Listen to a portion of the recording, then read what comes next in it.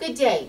My name is Professor Oliver and you've joined me for another English lesson for English 030 and 101. Today's focus of our discussion is classifying conjunctions. Conjunctions are very common parts of speech that people often use and don't really recognize how they're using them or why they're using them. So when you're thinking about today's lesson, I want you to recognize that conjunctions do certain things within the sentence, that they are placed in certain spots within the sentence, and that they help your sentences to maintain or achieve a certain level of balance and connectivity between ideas. Our definition for conjunctions is words that show the relationships between words or groups of words in a sentence. And so when you're thinking about conjunctions, you want to think about how those parts of speech are working together. Very similar to the ways that prepositions work together, conjunctions, though, instead of being concerned with space, time, and the connectedness of ideas, conjunctions instead focus on the sense of interrelatedness. And so you will see, even within the word itself, the notion of con, which is the Latin word for with. Anytime you're thinking about conjunctions, you're thinking about how this is working with something else.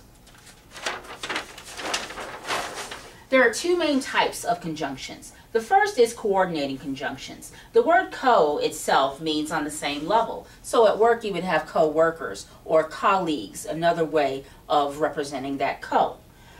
When you're thinking about coordinating conjunctions, these are used to connect sentence elements of the same grammatical class. And so they're things that are working together. They're on the same level.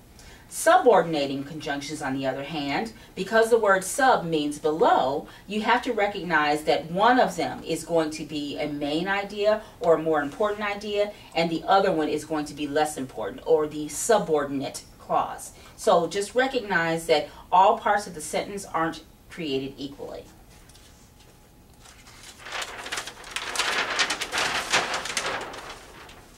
We have a few examples of the uses of conjunctions within sentences, and so I just want to point those out so that you recognize that the part of speech that is connecting doesn't really matter. So we have a connection of nouns. James and Chris are in the same class. So James and Chris, connecting the nouns.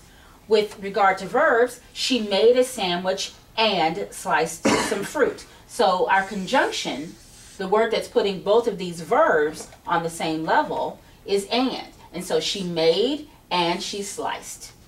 With regard to adjectives, anytime you have words that modify other nouns or pronouns within the sentence, you have an adjective. And so in this particular case, the dancer, which is the subject of the sentence, and is, which is the verb, is both talented, but, which is our conjunction, lazy. So she is talented but lazy, recognizing that both of these are on par with each other, but we have an idea of exception in this particular sentence with our adjectives. And then, of course, with prepositional phrases, she could eat in the cafeteria or at her desk. So our coordinating conjunction that's making both of these parts of the sentence, these prepositional phrases, on the same level is or. She has options, so she's not going to do both, but because she has the choice of either of these, she can choose whatever she wants. So she could eat in the cafeteria or at her desk. I just want to point out something again with regard to sentences that we've already covered, but is very important, and I think that it bears enough importance to repeat a little bit, and that is with regard to main or independent clauses. In some handbooks, you'll see it referred to as a main clause, meaning that's the most important part of the sentence. In other handbooks, you'll see these types of clauses referred to as independent. And the term independent means that, of course, it can live on its own. It can function on its own. And so just to give you a reminder of our formula, anytime that you have an independent clause plus a comma and coordinating conjunction and another independent clause, what you have is called a compound sentence. So one that has combined clauses together. So when you're thinking about those elements, recognize that the sentence is not grammatically correct, it's not punctuated correctly, unless you have on both sides an independent clause, meaning clauses that can stand on their own, and the two of them are joined by a comma and a coordinating conjunction. And just in case you've forgotten, our coordinating conjunctions are the fanboys. So for and nor, but, or, yet, and so. And again, that is the one thing that I will ask you to memorize for this semester, are the fanboys. So just to give you an example, I will read the chapter tomorrow, but I will take the exam on Thursday. So we have two independent clauses. I will read the chapter tomorrow. Subject verb, I will read, the chapter tomorrow. I will take the exam on Thursday. Subject verb. And then our appropriate connectors, the comma and the coordinating conjunction, thereby fulfilling our formula each and every time. Independent or main clause, comma, coordinating conjunction, another independent or main clause.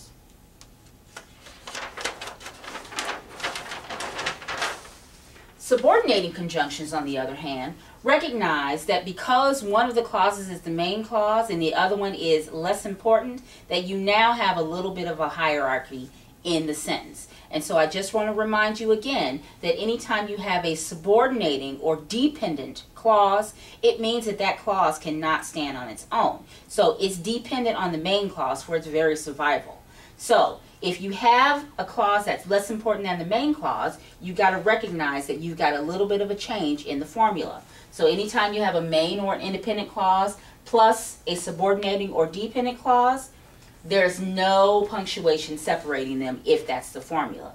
If, on the other hand, you have the subordinating or dependent clause first, it must be followed by a comma in order to be verified as being connected to that independent clause. So just remember your sentence formulas because they become very, very important as you grow as writers. There are some very common subordinating conjunctions that you want to keep in mind that kind of mark when you don't have a sentence that's able to stand on its own. And I have a very brief list here, but of course your handbook has a more comprehensive one and you want to make sure that you're reading through that chapter. So we've got words like when and until, where, although, unless, while, whether, or after. So anytime you have a phrase or what is at least initially looked at as a sentence that begins with any one of these terms, you want to just be sure that you don't have a dependent clause that's out there dangling by itself. So after I do something and then a period, because you end up with a sentence fragment.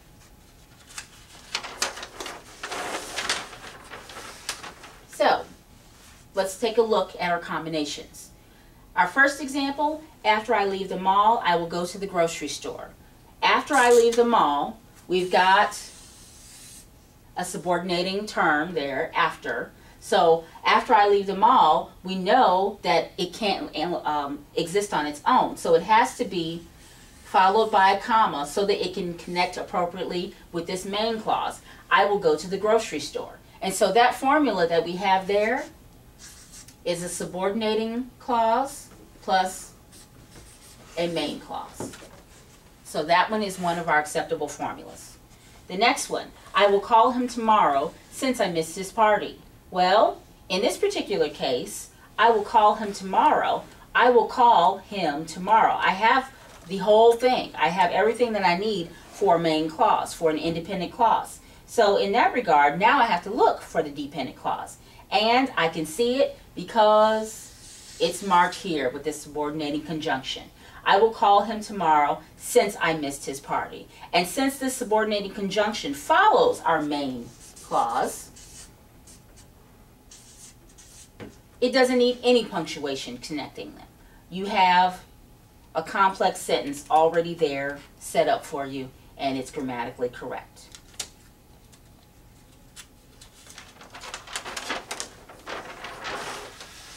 The last thing that I want to point out with regard to conjunctions is that even though you have just two main types of conjunctions, the subordinating and the coordinating. You also have another kind of quirky part of speech, otherwise known as the conjunctive adverb. Conjunctive adverbs are transitional words that are at least partly adverbial, and if you recall from our video on adverbs and adjectives, adverbs help to describe verbs or what's going on in the sentence as far as the activity or the action.